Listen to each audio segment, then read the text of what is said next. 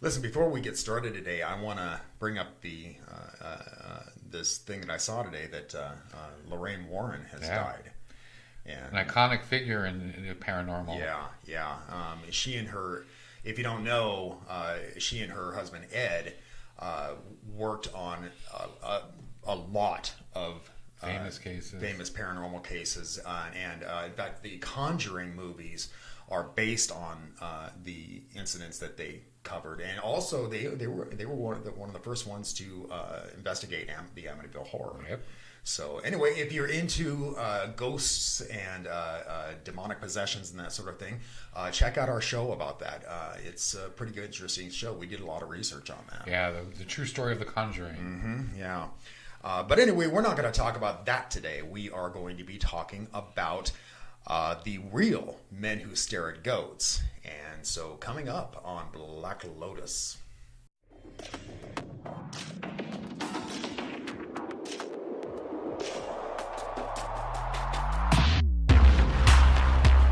Conspiracy theories, the paranormal, UFOs, aliens, and all things strange and unusual. This is Black Lotus. So here's the deal. Back in the 1950s, all the way up through the 90s, the Department of Defense and the CIA spent roughly 40 years researching ESP and telekinesis, and they were basically using. They kind of got into a psychic arms race with the Soviet Union. Yeah, very interesting. I still think they're doing it today, actually, behind our backs and not letting us know. But... Yeah, well, there's another thing that's going on now with the Department of Naval Research, but we'll get into that a little bit later. But yeah, so really the whole thing started back in 1945 after the Nazis had been defeated, and the U.S. sent in kind of an elite group of scientific intelligence officers into Germany, and it was called Operation Alsos, or Alsos, A-L-S-O-S. And anyway, they were sent there to gather information about the Nazi scientific developments, and they had been working on a nuclear energy project, and they were working on chemical and biological warfare and that kind of thing. But while they were there, they had found that Heinrich Himmler had apparently been fascinated by the dark arts, paranormal and the dark arts, and black magic, as it were. And so they found that he was heading up a project there to go into Nazi-occupied Europe and find anything they could find with regard to that kind of stuff. And they were looking for all kinds of stuff. They were looking for like kind of mystical manuscripts, and they were even looking for the Holy Grail, and as well as the Lance of Destiny, the spear that pierced Jesus on the cross, because it's supposed to have some mystical powers and so forth. So on Himmler's orders, the SS officers raided all these places, and I don't know how much they found. Yeah, they found. I know they found some maps and about dowsing, and they found a baby skull in the corner with ashes, and found some odd things like that. But I don't think they found anything substantial. Yeah. But we don't know. I mean, they don't tell us everything. But anyway, so this project, this American project, the Alsos or whatever it's called, later learned that the Soviets had been doing the same thing, and because they wanted to find out what the Nazis had been working on, and they also found out about all this psychic research and all this stuff, and so they the Alsos later found out that they were developing their own psychic research.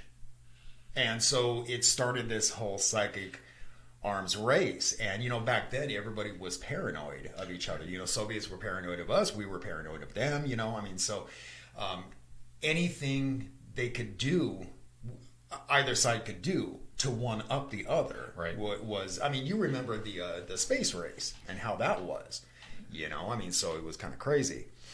But anyway, so the U.S. military's foray into the psychic research began, like I say, in the 1950s, and it was part of the MK Ultra program. It was kind of a sub-project. And what it did is it focused on mind control via the drugs that they were using on the subjects. Yeah, they were giving them LSD and acid and stuff, sometimes without them even knowing it. Yeah.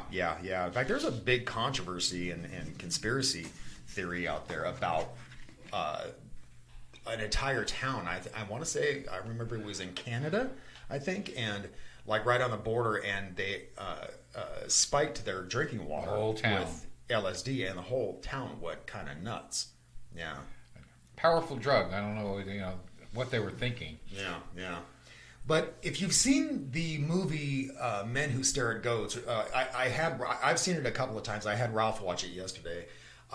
I think it's a good movie, but regardless of the rating of the movie, there's a lot of things that they just barely touched on, right. And one of the things that they focused on was what the MK Ultra project was doing, and that was getting into remote viewing. And so there were a few incidents where some of the people involved with this had actually discovered some clandestine things that were going on in Soviet Russia. Right. And plus, back in 76, there was a Soviet bomber that had gone down in Africa. And Rosemary Smith, who was working with them at that time, actually drew a map that pinpointed where the aircraft was within miles of the aircraft. Mm-hmm. And when they went to go search this location, they actually saw villagers walking out of this area with aircraft pieces. Yeah. And so she found it using remote viewing. Right. I've always found the remote viewing pretty fascinating, actually. Can you imagine? People could do that, I think it's fascinating, just the idea that they even thought this was possible enough to actually make a program out of it. Mm-hmm. Yeah. And, I don't know if they concentrated on this or not with the remote viewing, but I know that some people practice remote viewing by going out of body. And I'd kind of like to do a show on out-of-body experiences. Yeah, that would be very interesting. Yeah. Tell us what you think if you'd like us to do that. But there was another incident where one of the subjects said that he saw something that was quite large and cylindrical and had and looked like it had shark fins on it, and he drew a picture of it. And when they found this thing, it was actually a new nuclear sub that the Russians had been developing. Right. That was back in 1979. Yeah. Like that.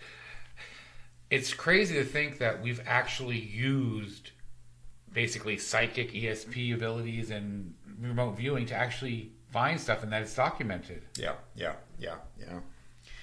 And then what else happened? Well, back in 91, they had it was from 78 to 91. They had in Fort Meade, Maryland, an operation of the same type. It was called Stargate Project, and they had like 15 to 20 individuals that they were trying to train. Back in 95, though, they kind of putted it out of the way and said they'd stopped doing it because they couldn't get good results.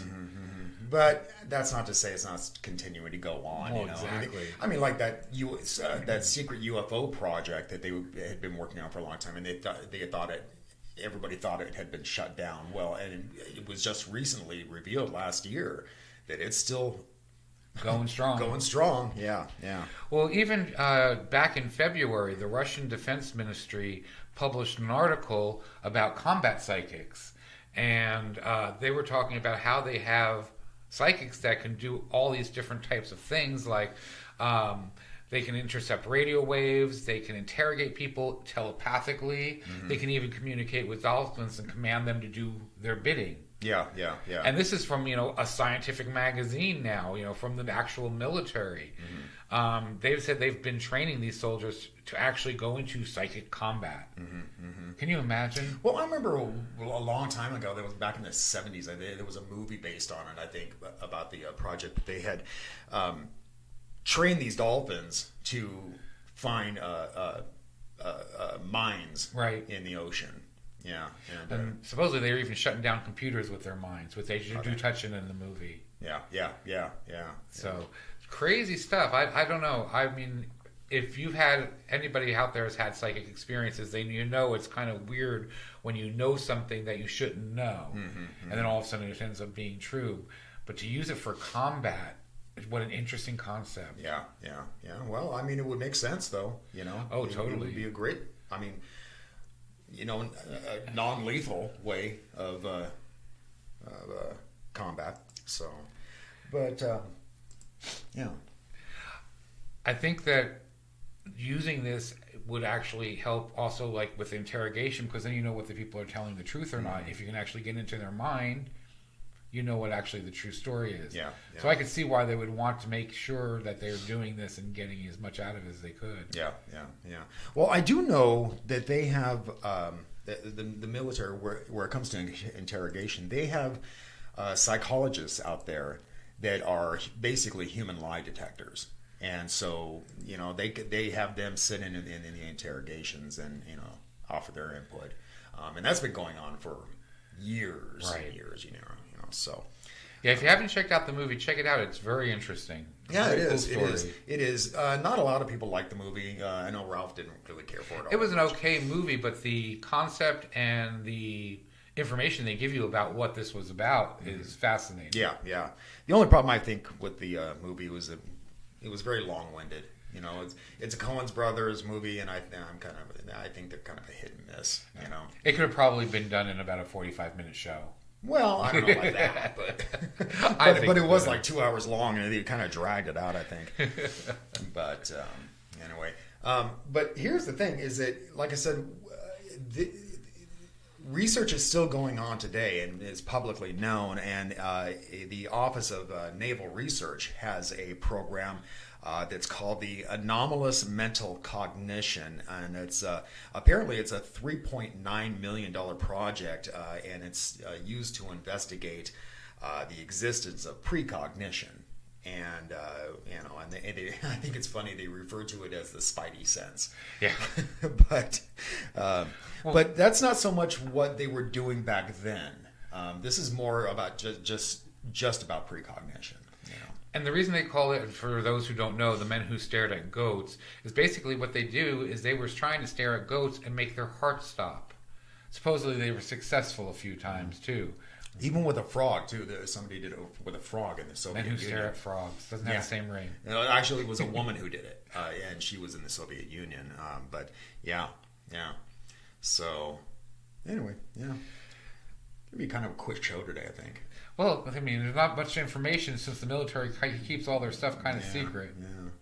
It's all redacted, like the Mueller report. So, anyway, hey, don't forget that we have a new group over at Facebook, and it's called the Black Lotus Discussion Group. And if you like talking about this kind of stuff, definitely join up with us, because I mean, it's a really great group. We don't have any idiots. Try to keep the trolls out. Yeah, we're having a lot of fun with it, and so definitely check it out. I showed you the link there, but I'll drop a link down in the description as well. So, but anyway, let's get out of here, man. Sounds good. All right. So until next time, keep thinking and question everything.